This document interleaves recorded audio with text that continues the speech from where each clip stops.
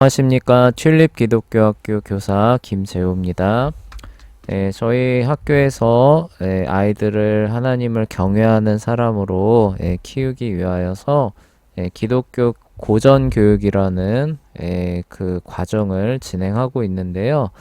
이제 홈스쿨 과정에도 이 부분을 적용할 수 있는 부분이 있어서 관련된 그런 개념들을 간략하게 소개하는 영상은 지금 저희 그 유튜브에 올라가 있기는 합니다. 그래서 한 11개 정도의 영상이 지금 올라가 있는 거로 확인이 되는데요. 사실 근데 이거는 너무 개관하는 거죠. 내용을 간략하게 개관하는 측면이기 때문에 좀 내용을 세부적으로 깊이 있게 다뤄야 할 필요성을 예전부터 사실 느끼고는 있었습니다. 근데 그거를 이제 할 만한 시간이나 여건이 좀 되지 않아서 조금 해야지 하고만 있었는데 이제 아이들 좀 방학 기간이 돼서 좀 이렇게 벼르고 있었던 그 내용을 좀 진행을 해보려고 합니다. 그래서 기독교 고전 교육에 관해서 제가 아는 한 가장 좋은 교재가 이 꿈을 이루는 사람들에서 나온 기독교 고전 교육을 말하다라는 요 책입니다. 그래서 이 책을 그냥 단순히 리뷰하는 정도로 그치는 것이 아니라 하나하나 읽어가면서 저희 아이들 강의할 때 교재를 읽어가면서 해당 단락에 대한 부분들 심화해서 설명하고, 그리고 실제로 있었던 일도 뭐 이렇게 예시로 들고 하는데, 그런 식으로 해서 기독교 고전 교육이 무엇인가를 좀 깊이 있게, 특히 이제 홈스쿨 하시는 분들을 좀 대상으로 좀 설명하는 그런 시간을 가져보려고 합니다. 그래서 이 영상 많이 관심 가져주시고, 또 주변에 소개도 해주시고, 무엇보다도 많은 부모분들이 기도하시면서 아이들을 경건한 하나님의 자녀로 키워가는데 도움이 되시기를 바랍니다. 그래서 이제 오늘은 목차하고 그다음에 요 서문이죠. 서론. 서론 부분만 간략하게 다뤄보도록 하겠습니다. 그래서 기독교 고전 교육이라고 했을 때 이 책에서 말하고 있는 세 가지 부분이 있는데, 첫 번째는 성경적인 세계관이라는 거예요. 그러니까 우리가 사고를 할 때 그 밑바탕이 성경을 바탕으로 이루어져야 된다라고 하는 것들은 기독교인이라면 다 동일할 겁니다. 그리고 성경적인 관점으로 세상을 바라보는 그 측면에서 아이들을 가르쳐야 된다라는 것도 동의를 할 거예요. 그러면은 성경적으로 세상을 바라본다, 성경적인 세계관, 가치관이 무엇이냐를 물어보면은 근데 잘 답하지는 못할 겁니다. 그냥 좀 뭐 요절 몇 개 외우고 그냥 뭐 주일학교에서 아이들 그냥 간단하게 그냥 가르침 받는 그 정도 있으면 성경적 세계관을 가지고 있다고 생각할 수 있지 않을까요? 이렇게 이제 생각하실 수도 있는데, 그렇지는 않습니다. 그래서 성경적인 세계관, 그래서 모든 영역을 성경적으로 바라본다는 것이 무엇이냐를 이제 다루는 첫 번째 부분이 기본적으로 들어가고, 이렇게 이제 밑바탕을 이제 깔아 놓은 상태에서 이제 지적으로, 그쵸? 무언가를 파악하고 이해하고 적용할 수 있는 어떤 기본적인 그 설계도죠. 설계도를 그 자체를 배우는 겁니다. 그래서 지성이라는 것이 무엇인가 라는 부분들을, 그러니까 인류가 이제 지금까지 살아오면서 어느 정도 정립해 놓은 기초가 있습니다. 그런 어떤 지성에 대한 기초를 배우는 게 이제 2부에 대한 내용이 됩니다. 그리고 이제 그것을 이제 이 시대에 이제 적용하는 그런 부분들을 이제 이분들이 이제 많이 고심을 한 거죠. 그래서 그 부분들을 이제 이렇게 이제 제시를 하는 그 부분인데, 이렇게 해서 세 부분으로 이 책이 이제 이루어져 있습니다. 그래서 이 부분들을 실제로 다 읽어가면서 그리고 그 내용들을 심도 있게 해설하는 방식으로 뭐 강좌라고 할 수 있을지는 모르겠습니다. 하여간 이 부분들을 진행해 보도록 하겠습니다. 네, 그래서 이제 오늘은 이제 그 서문이죠. 서문 부분들을 살펴보도록 할게요. 그래서 말린 데트바일러가 기독교다운 기독교 학교를 꿈꾸며라고는 글을 여기서 이제 서두에 실었는데 그거를 함께 좀 살펴보도록 하겠습니다.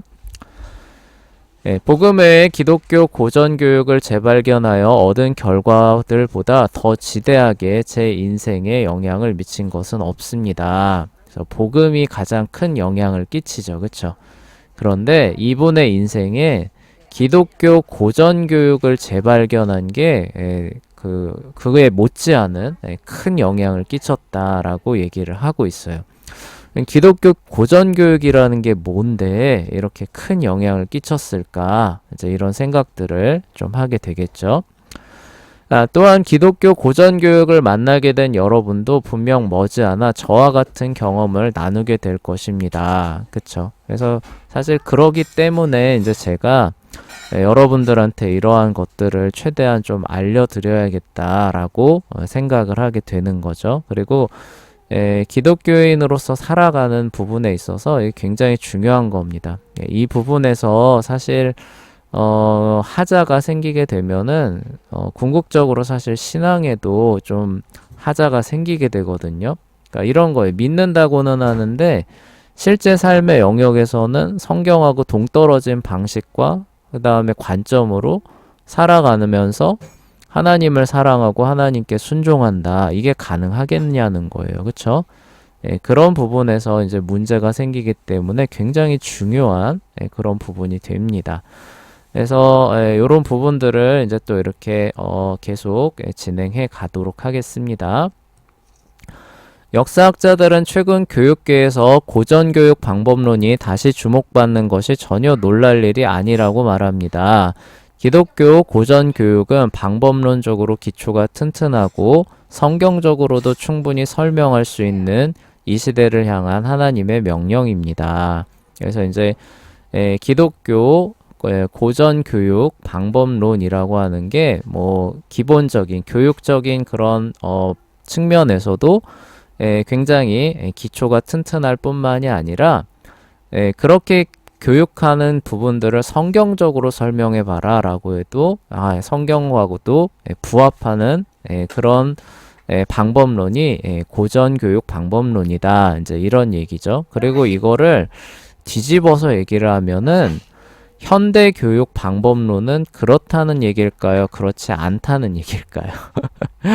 그렇지 않다는 얘기가 될 겁니다. 현대의 그런 교육 방법론은 기초가 좀 부실한 거죠. 그쵸? 기초가 부실해서 처음에는 잘 되는 것처럼 보일 수도 있습니다. 그리고 굉장히 혁신적이고 그리고 아이들에게 오히려 더 좋은 교육이지 않는가 이제 이런 어떤 좀 착시를 불러일으킬 수 있는 요소가 있어요. 근데 기초가 조금 부실하기 때문에 이게 뒤로 가면 갈수록 이제 좀 문제점들이 여기저기 나옵니다. 네, 고전교육 방법은 근데 반대예요. 처음에는 조금 어떻게 보면은 이게 정말 교육인가? 너무 어렵지 않은가? 이런 오해를 불러일으킬 수 있는데 뒤로 가면 갈수록 이게 진짜 교육이구나. 그리고 이게 더 아이들이 평생 활용할 수 있는 기초를 마련해 주는 것이구나. 이런 부분들이 계속 따라오게 됩니다. 그리고 성경적으로 비춰봤을 때도 교육이라는 것이 원래 참 이런 것이지 현대의 그런 교육 방법들은 이게 참 성경적으로 봐도 참 맞지가 않는다라는 부분들도 역시 설명이 된다는 거죠. 그래서 이 시대를 향한 하나님의 명령이라고까지 이 저자가 말하고 있는 것을 우리가 볼 수 있습니다. 제대로 읽고 쓰고 세말줄은 모르지만 그래도 그것을 좋아하는 아이들을 보고 저는 즉시 대안들을 찾기 시작했습니다. 이게 이제 사실 현대 교육을 얘기를 하는 거예요. 그러니까 현대 교육을 받고 보니까 아이들이 어떻게 된다는 거예요? 제대로 읽고 쓰고 세말줄은 모른다는 거예요. 그러니까 마구잡이로 읽고 쓰고 뭐 이렇게 뭐 하는 거죠. 그러니까 뭐, 뭐 되는 어느 부분에서는 조금 잘할 수는 있겠지만 이렇게 체계적으로 그런 부분들을 하는 부분에 있어서 모르는 겁니다. 그런데 그걸 또 아이들은 그래도 좋아한다는 거예요. 그래서 이게 교육이 이제 좀 문제가 있다는 거죠. 그래서 이런 것들을 해결할 수 있는 그런 대안들을 찾기 시작했다는 거예요. 그때 자비로운 하나님이 오랜 세월에 걸쳐 검증된 트리비움이라는 방법에 관한 역사적 기록을 보게 하셨습니다. 그렇죠? 이분이 그래서 방법을 막 찾다가 이제 역사적인 교육 자료들을 이제 많이 찾으셨던 것 같아요. 그러다가 그 문제점을 그쵸 해결할 수 있는 그 부분을 이 나와 있는 그런 부분들을 발견하시게 됐는데 그게 바로 하나님께서 그쵸 섭리하신 것이라고 하나님께 영광을 돌리는 이런 경건한 모습을 우리가 또 볼 수 있습니다. 그 중에서 이제 도로시 세이어스라고 하는 사람을 이제 거론을 하고 있어요. 그래서 20세기 중반 중세 연구자이자 작가인 도로시 세이어스는 모든 학문 영역에서 문법과 논리, 수사를 가르치는 삼중적 방법 트리비움이죠. 이 실제로 거의 폐기되었다는 사실을 매우 슬퍼했습니다. 그러면서 이제 한 사람의 예를 드는 거죠. 그래서 현대 교육에서 이 고전 교육의 방법론들이 철폐되는 사실상 사라지는 이런 현실에 슬퍼했던 사람들이 있는데 그 중에 대표적인 사람이 이제 도로시 세이어스 같은 사람이고 그래서 이 도로시 세이어스가 이제 그래서 고전 교육을 이제 다시 재도입하는 어떤 계기를 마련해준 그런 사람으로 이제 많이 얘기가 됩니다. 그래서 이제 그것이 폐기되었을 때 어떤 잘못들을 가져오는가 이제 이런 얘기들이 많이 나왔죠. 그런 것들을 이제 이 저자가 접하게 됐던 겁니다. 문예부흥과 종교개혁 시대의 학문적 성과는 오늘날과 감히 비길 수 없을 정도입니다. 하지만 그것은 전혀 이상한 일이 아닙니다. 왜냐고요? 간단히 말해서 우리가 제대로 사고할 줄 모르기 때문입니다. 우리는 바르게 생각하는 법을 배우지 못했습니다. 오늘날 트리비움을 지지하는 사람들은 자녀 교육에 이 학습 체계를 적용했을 때 아이들이 활짝 피어나는 모습을 다시 목격하고 있습니다. 라고 얘기를 하면서 문예부흥과 종교개혁 시대와 현 시대를 비교를 해보면은 그 학문적인 수준이 너무 그 차이가 많이 난다는 거죠. 그래서 실제로 지금 우리 아이들이 그 배우는 과정들 있잖아요. 그게 사실은 지금 대학교에서 배우는 대학교 1, 2학년에서 배우는 과정들이 예전에는 고등학교에서 가르쳐지던 과정이고 지금 고등학교에서 가르치던 과정들이 옛날엔 중학교에서 가르치던 과정입니다. 그리고 왜냐면 옛날에는 수명이 이렇게 길지 않았기 때문에 빨리 배우고 빨리 결혼하고 이제 이런 거기에 맞춰서 이제 아이들을 교육을 합니다. 그래서 중학교 때가 정도 지나가면은 아이들이 벌써 거의 성인 수준으로 대우를 받거든요. 그럼 그 전에 우리가 대학생 되면 아이를 성인으로 대우하잖아요. 그러니까 그 중학교를 마칠 때쯤 되면은 아이는 이미 고등학교 과정을 거의 다 끝내놓은 겁니다. 그게 가능할 정도로 학문적 수준이 높았다는 거죠. 그래서 옛날에는 대학교 간다라고 하면 지금의 뭐 거의 석사 정도 되는 수준이라고 생각하시면 되는데 더 놀라운 거는 그 과정을 대부분의 사람들은 가정에서 진행을 했다는 거예요. 가정에서 어머니에게 배우면서 기초 그런 그 것들을 충분히 구비를 해서 대학교에 가서 전문 과정을 밟는 이런 식으로 진행이 됐다는 겁니다. 놀랍죠, 그쵸? 그러면 이런 엄청난 차이가 현대를 보시면 오히려 현대는 훨씬 더 많은 자원들이 있고 뭐 좋은 선생님이 있고 그런데 왜 학문적인 수준은 왜 이렇게 더 떨어지고 더 떨어지고 더 그쵸? 왜 이렇게 되느냐는 거예요. 이 부분에 있어서 이 저자는 이제 문제점을 현대 교육이라고 하는 거는 아이들에게 사고하는 방법 자체를 안 가르친다는 거예요. 그래서 바르게 생각하는 법을 알려주면은 아이가 어떻게 되느냐? 그 방법을 통해서 이제 즐겁게, 그쵸? 내가 어떻게 사고하는 방법을 알고 옳고 그름을 판단하는 방법을 아니까 이제는 뭐예요? 지식을 자기가 재미있게, 그쵸? 습득을 해 나가는 거죠. 그러면서 내가 알아가는 게 즐겁고, 그리고 이제 그런, 펼쳐나가는, 그런 즐거움을 누리게 되는데, 그런 것들을 모르는 상태에서 이제 뭐예요? 막 지식들을 던져주니까, 이게 뭐 어떻게 하는지도 모르겠고 이리저리 헤매고 그쵸? 그러다가 이제 질리고 포기하고 그리고 이제 또 그러다 보니까 학문적 수준은 계속 낮아지고 이런 악순환이 계속된다는 겁니다. 그래서 이런 부분들을 해결하기 위해서는 어떻게 해야 되느냐? 제대로 사고하는 법을 아이들한테 가르쳐야 된다.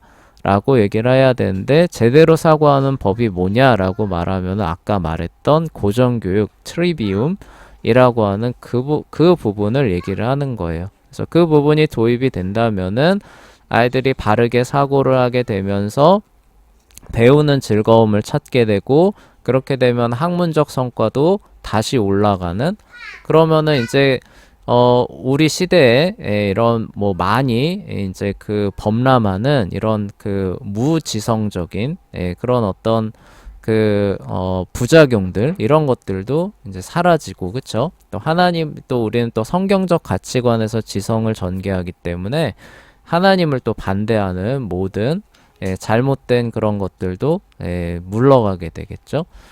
하여간 그런 부분들에 있어서 큰 문제가 있기 때문에 이러한 현상들이 그쵸? 특히 학문적인 저하가 오게 되고 거기에 맞춰서 사회도 이제 돌아가는 거예요. 그래서 이제 그런 학습 과정들도 이제 늦어지게 되고 아이들이 이제 그러니까 어떻게 돼? 대학교 졸업하고 사회에 진출하는 나이도 늦어지고 그리고 그러다 보니까 가정을 꾸려서 그 아이를 낳는 그 부분들도 늦어지고 그럼 아이를 또 덜 낳게 되고 요즘 뭐 저출산 뭐 이런 것들 굉장히 문제가 돼. 이 모든 것들이 다 이렇게 연달아서 오게 됐던 겁니다.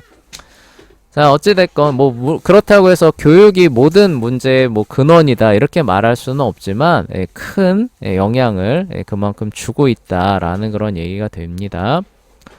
그래서 다음으로 넘어가 볼게요. 현대교육이 처한 현실을 누구 탓으로 돌려야 할까요? 그럼 이건 도대체 누구 때문이냐? 그건 바로 저와 여러분의 탓입니다. 남 탓하면 안 됩니다. 국가 때문이다. 뭐 아니면은 뭐 우리 부모 때문이다. 이렇게 하시면 안 돼요. 우리 부모님들은 참 진짜 우리를 위해서 하실 수 있는 최선을 다 하셨어요. 그 환경에서 오히려 우린 고마워해야 되고요. 네, 우리는 이제 현실을, 그쵸?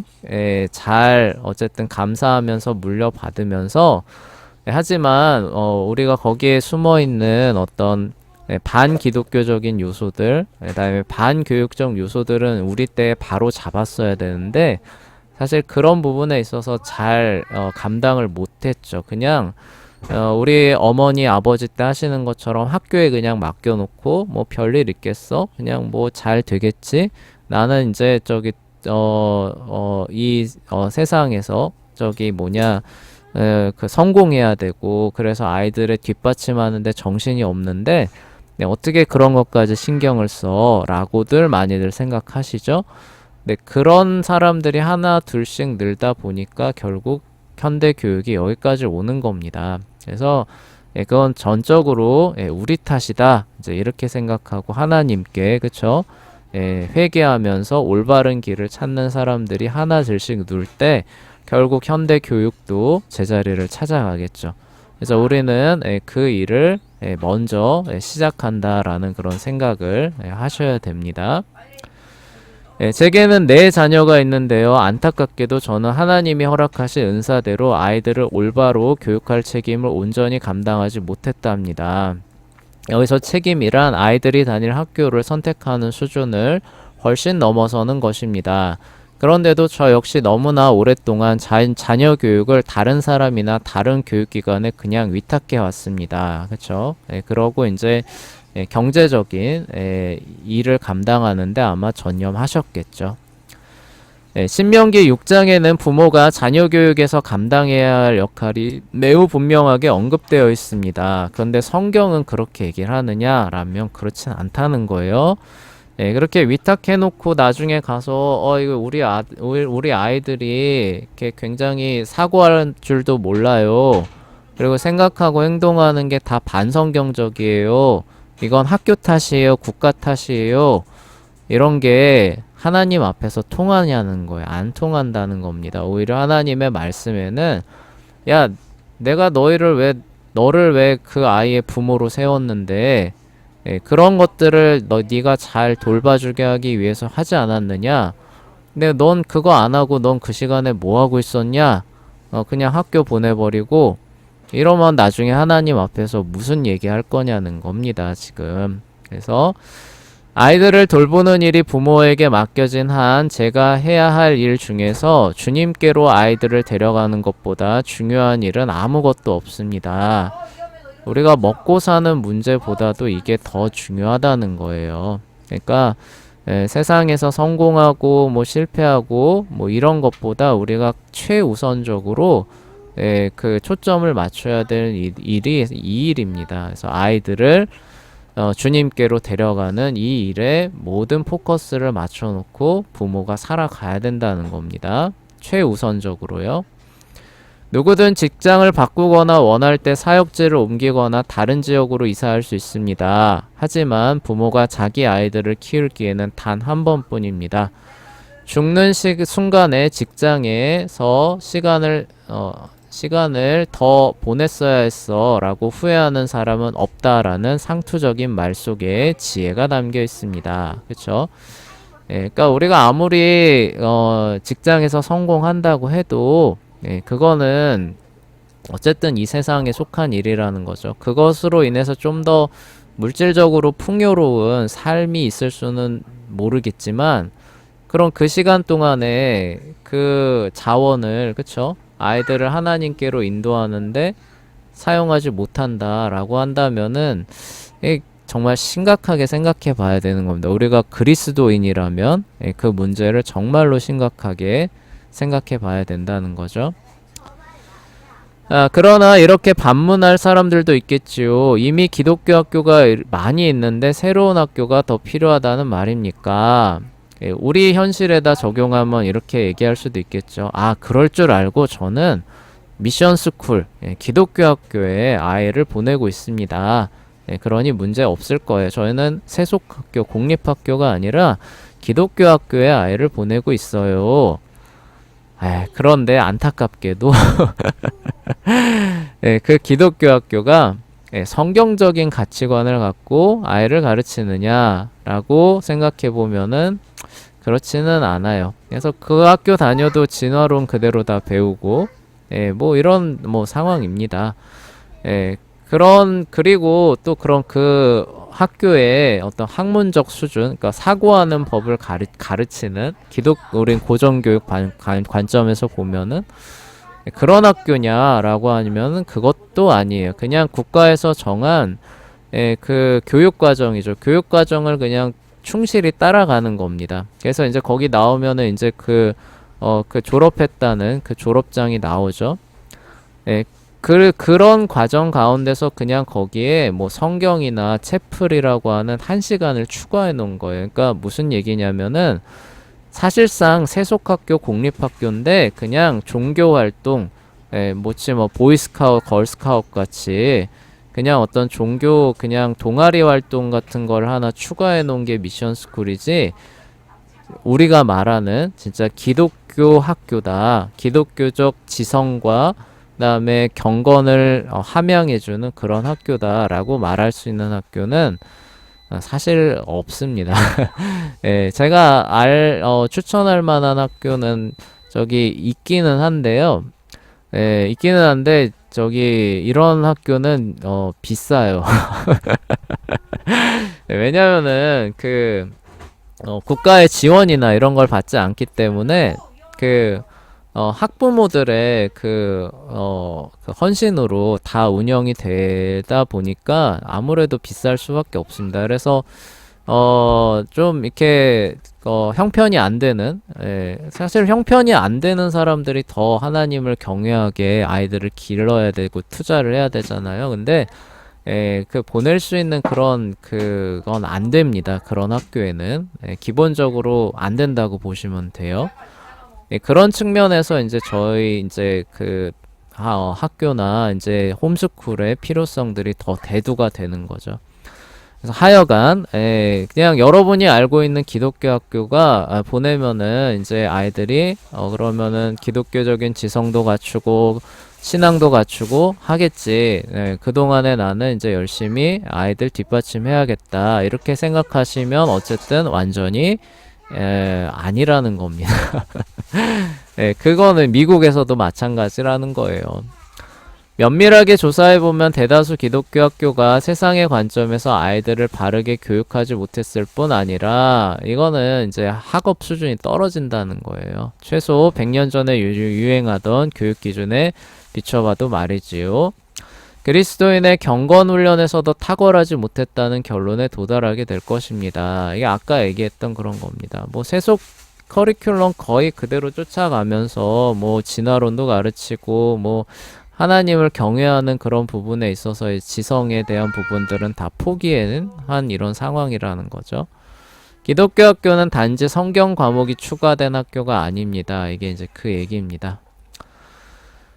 신학이 학문의 여왕으로 여겨지던 시절이 있었습니다. 바퀴살이 바퀴축을 중심으로 뻗어나가는 것처럼 모든 학문은 하나님으로부터 시작됩니다. 기독교 학교라고 불리려면 그 안에 삶의 모든 영역에 관한 건전한 성경적 가르침이 있어야 한다는 의미입니다. 그러니까 모든 학문을 어떤 관점으로 가르쳐야 되냐? 성경적인 관점으로 가르치는 부분이 있어야 기본적으로 기독교 학교다. 그러니까 기독교 학교의 커리큘럼이라고 하는 거는 공립학교의 커리큘럼하고 같을라야 같을 수가 없는 거예요. 물론 함께 발맞춰 나갈 수 있는 부분들은 있겠죠. 근데 근본적으로는 같을 수는 없는 겁니다. 예를 들어서 과학 같은 과목을 생각해 보세요. 공립학교에서 가르치는 과학 과목하고 기독교 학교에서 가르치는 과학 과목하고 내용이 같을 수 있을까요? 하나는 진화론이고 하나는 창조론인데